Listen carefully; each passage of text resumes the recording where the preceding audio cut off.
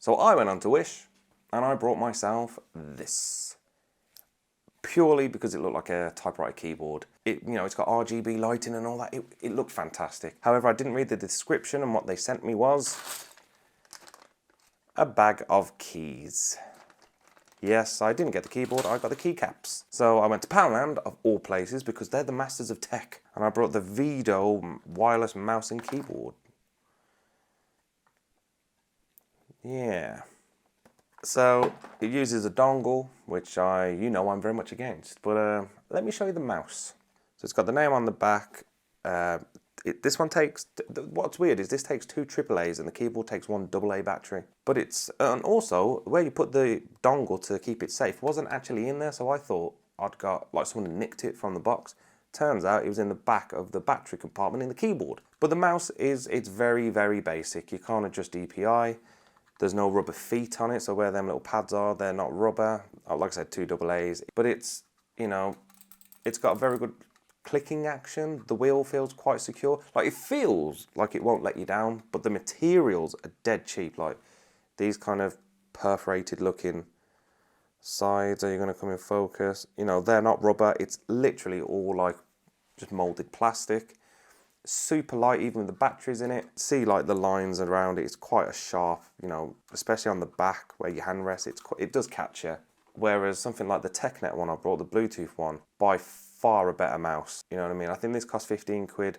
The keyboard and mouse from Poundland costs 10 quid, but this one, it fits in your hand properly. Something silly like the little thumb rest there. Yeah, there you go. The Viido one does not have it very well anyway.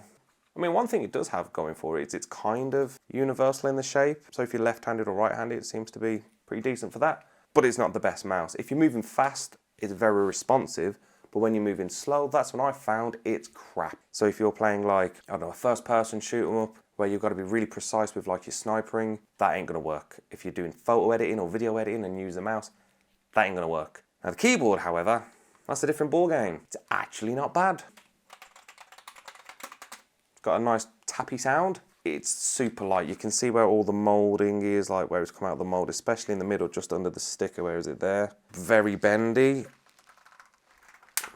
And cracky. I think I broke it. But you do get these 2 little rubber feet to stick on, some adhesive feet. To get these little rubber feet, and you do have some at the bottom. The ones on the bottom already come on there, but they're not actually rubber feet. They're just molded plastic because it's all one piece. The keys, if you do get this, my word of advice is to rip them all out and literally slam them back in, because there's a lot of keys that were not put in properly, but they were just like jammed, so to speak. So like the left directional key, if you so much as like blew on it, it would depress because it was, I don't know what was going on with it, but I just like whacked it.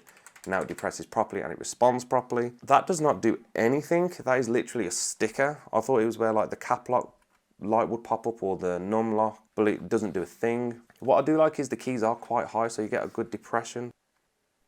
Quite a good depression, but at the same time, they're all perfectly lined, so like, they're not massive keys either. I've got quite big hands, but I'm covering the keys. The feet, by the way, these rubber feet don't do a thing.